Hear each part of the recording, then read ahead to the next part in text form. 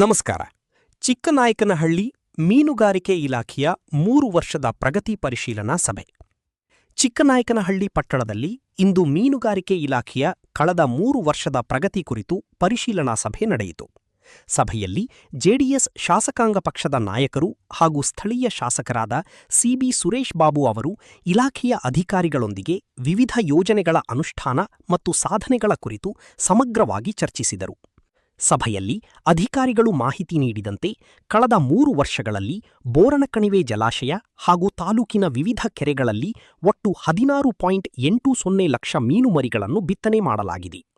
ಇಲಾಖೆಯ ಅಧೀನದಲ್ಲಿರುವ 36 ಕೆರೆಗಳು, ಸಣ್ಣ ನೀರಾವರಿ ಇಲಾಖೆಯ ಕೆರೆಗಳು ಹಾಗೂ 151 ಗ್ರಾಮ ಪಂಚಾಯಿತಿ ವ್ಯಾಪ್ತಿಯ ಕೆರೆಗಳಲ್ಲಿ ಮೀನುಮರಿಗಳ ಬಿತ್ತನೆ ಕಾರ್ಯಕ್ರಮವನ್ನು ಯಶಸ್ವಿಯಾಗಿ ಅನುಷ್ಠಾನಗೊಳಿಸಲಾಗಿದೆ ಎಂದು ತಿಳಿಸಿದರು.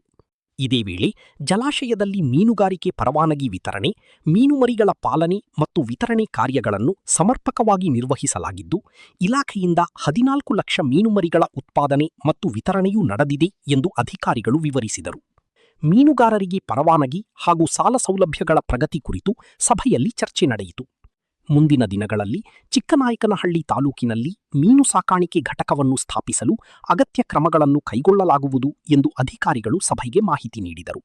ಸಭೆಯ ಕೊನೆಯಲ್ಲಿ ಮೀನುಗಾರಿಕೆ ಇಲಾಖೆಯ ಕಾರ್ಯಕ್ಷಮತೆಯನ್ನು ಇನ್ನಷ್ಟು ಹೆಚ್ಚಿಸಿ ಮೀನುಗಾರರಿಗೆ ಹೆಚ್ಚಿನ ಸೌಲಭ್ಯಗಳನ್ನು ತಲುಪಿಸುವ ಮೂಲಕ ಮೀನುಗಾರಿಕೆ ಕ್ಷೇತ್ರದ ಅಭಿವೃದ್ಧಿಗೆ ಆದ್ಯತೆ ನೀಡುವಂತೆ 34 ಕೆರೆಗಳು ಮುಂಚೆಲ್ಲ ನಾವೇ ಮಾಡ್ತೀವಿ ಸರ್.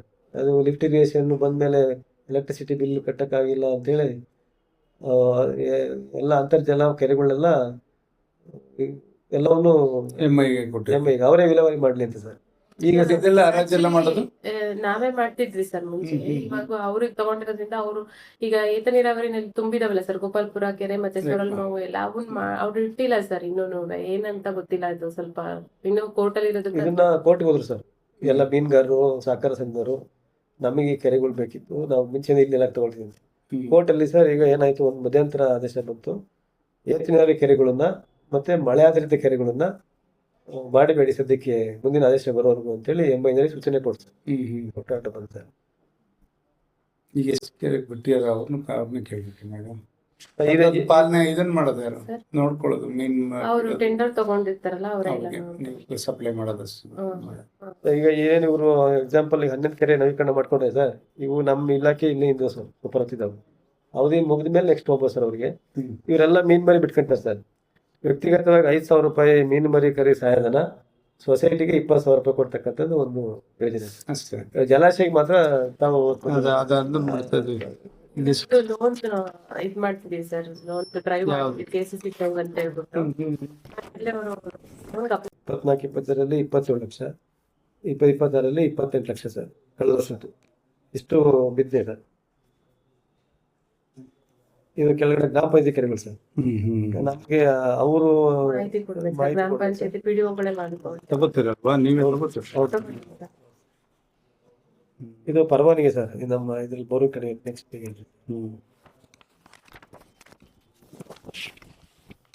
ಇದು ಒಂದು ಸಮಸ್ಯೆ ಆಗ್ಬಿಟ್ಟಿದೆ ಸರ್. ಇದು ಬೋರನ್ ಕಣಿವೆದು ನಾವು ಇವ್ರಿಗೆ ಮಾತಾಡಿದೆ, ಡಬಲಿಗೆ ಎಡಬಲಿಗೆ ಮಾತಾಡಿದೆ. ಸದ್ಯಕ್ಕೆ ನೀವು ಅದನ್ನ ಮಾಡಬೇಡಿ. ಆಮೇಲೆ ಕೋರ್ಟ್ ಬೇರೆ ಇರೋದ್ರಿಂದ ಅವ್ರೇನು ಕ್ರಮ ತಗೊಂಡಿಲ್ಲ ಸರ್. ಅಲ್ಲೇ ಆಗಿದೆ. ಇದು ಜಲಾಶಯ ಬಿಟ್ಟು ನೀವು ಮರಿ ಸರ್. ಇದು ಕೆಳಗಿಂದ ಇದು 2 ಲಕ್ಷದ ಎಷ್ಟು ಮರಿ ಬಿಟ್ಟಿದೀವಿ ಅಲ್ಲಿ ಸರ್. ಮೊನ್ನೆ 2,000 ಎಷ್ಟಾಯ್ತು? 16 ಲಕ್ಷ. ಎಷ್ಟು ಲಕ್ಷ ಅಲ್ಲ, ಮೊನ್ನೆ ಮೇಲೆ 8 ಲಕ್ಷ ಸರ್. ಅದಕ್ಕಿಂತ ಮುಂಚೆ ಒಂದ್ ಸ್ವಲ್ಪ ಬಿಟ್ಟಿದ್ವಲ್ಲ ಸರ್. ಅದು ಹೋದ ವರ್ಷದ್ದು ಇದು 8 ಲಕ್ಷ ಇದೆ. 25-26 8.5 ಲಕ್ಷ. ಅದ್ರದ್ದು ಹಿಂದೆ 5.5 ಲಕ್ಷ.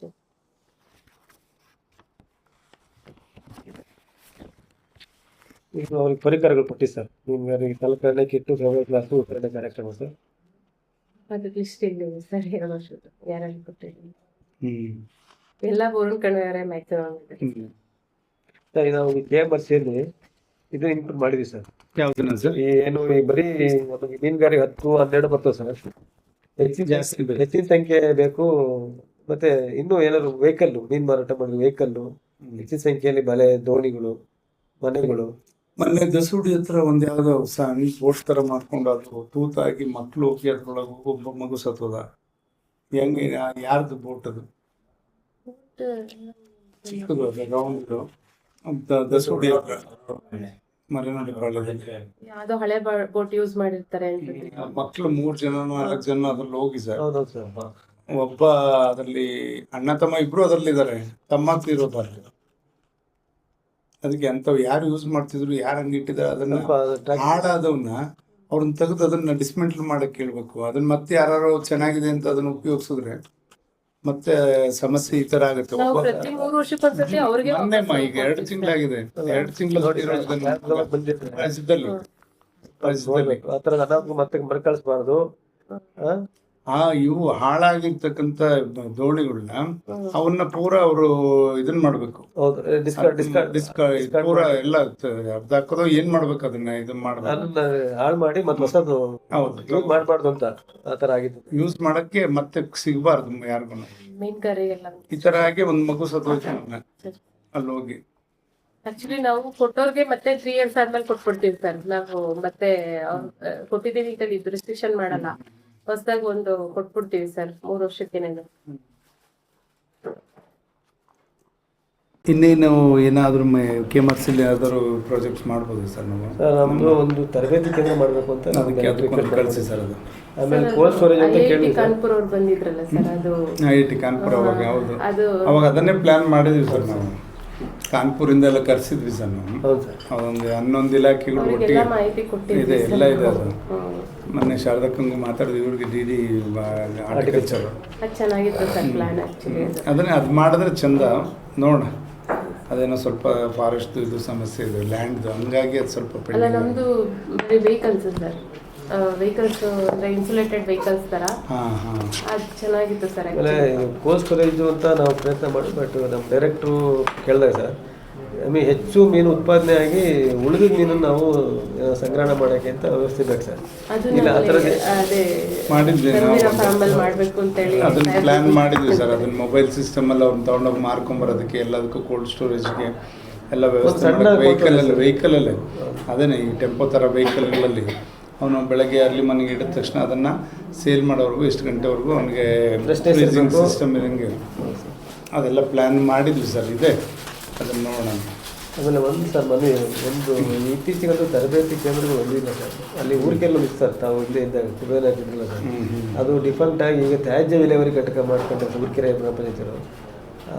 ಹಾಗಾಗಿ ಎಲ್ಲರೂ ಒಂದು ತರಬೇತಿ ಕೇಂದ್ರ ಅವಶ್ಯಕತೆ ಇದೆ ಸರ್. ತರಬೇತಿ ನಮ್ಮಲ್ಲಿ ಅಲ್ಲಿ ಜಾಗ ಇದೆ ಬೋರಿಂಗ್ ಹತ್ರ.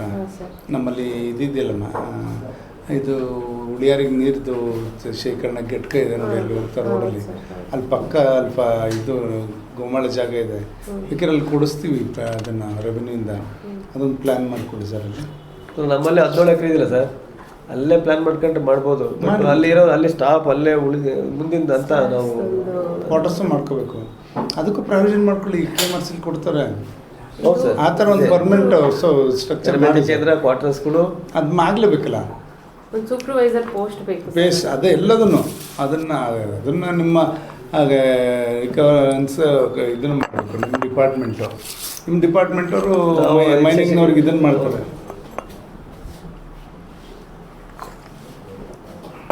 ಅದು ಇಂಪ್ರೂವ್ ಮಾಡಿ ಮತ್ತೆ ಟ್ರೈನಿಂಗ್ ಸೆಂಟರ್ ಮಾಡ್ಬೋದು. ಟ್ರೈನಿಂಗ್ ಸೆಂಟರ್ನ ಒಂದು ಮಾಡಿ ಅಲ್ಲಿ ಟ್ರೈನಿಂಗ್ ಸೆಂಟರ್ ಮಾಡಿ ಅಲ್ಲಿ ಯಾರು ಸ್ಟಾಫ್ ಇದ್ದಾರೋ ಅವ್ರಿಗೆ ಕ್ವಾರ್ಟರ್ಸು ಈ ಥರದ್ದೆಲ್ಲ ಒಂದು ಪ್ರಪೋಸ್ ಮಾಡಿದ್ರೆ 17 ಎಕರೆ ಜಮೀನಿದೆ, ಅದೊಂದು ಪ್ಲಾನ್ ಮಾಡ್ಬೋದು ಸರ್. ಅದೊಂದು ಪ್ಲಾನ್ ಮಾಡಿ. Right sir. ನೋಡಿ ಪನ್ನಗದ ಸಿಂಗಳಿದ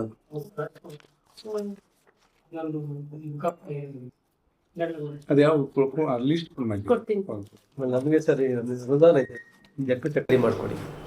ಮೈನಿಂಗಲ್ಲಿ ಕೊಟ್ಟರೆ ಅವ್ರಿಗೊಂದು ಇದಾಗುತ್ತೆ. ಯಾರ್ಯಾರು ನಿರ್ಗತಿಕ್ಕಿದ್ದಾರೆ, ವೃತ್ತಿ ಮಾಡ್ತಾರೆ, ಒಂದು ಲಿಸ್ಟ್ ಮಾಡಿ ಹೋಬಳಿವಾರು ಸಾಹೇಬ್ರ ಕಡೆ ಪಟ್ಟಿ ಕೊಡಿ. ಅದರಲ್ಲಿ ಯಾರು ಪಿಕ್ ಮಾಡಲಿ ಮಾಡಲಿ. ಒಂದು 200 ಏನಿಲ್ಲ, ಎನಿಬಡಿ ನಿಮ್ಮ ಫಿಶರೀಸ್ ಒಂದು 200 ಜನ ಸಿಗಲ್ವ ಕನಿಷ್ಠ ಅಂದರೆ ಆರಾಮ್ಸೆ ಸಿಗ್ತಾರೆ. ಅನುಕೂಲ ಆಗುತ್ತೆ. ಪಟ್ಟಿ ಮಾಡಿ ನೀವೊಂದು ಕಾಪಿ ಇಟ್ಕೊಳ್ಳಿ, ಸಾಹೇಬ್ರ ಒಂದು ಕಾಪಿ ಕೊಡಿ.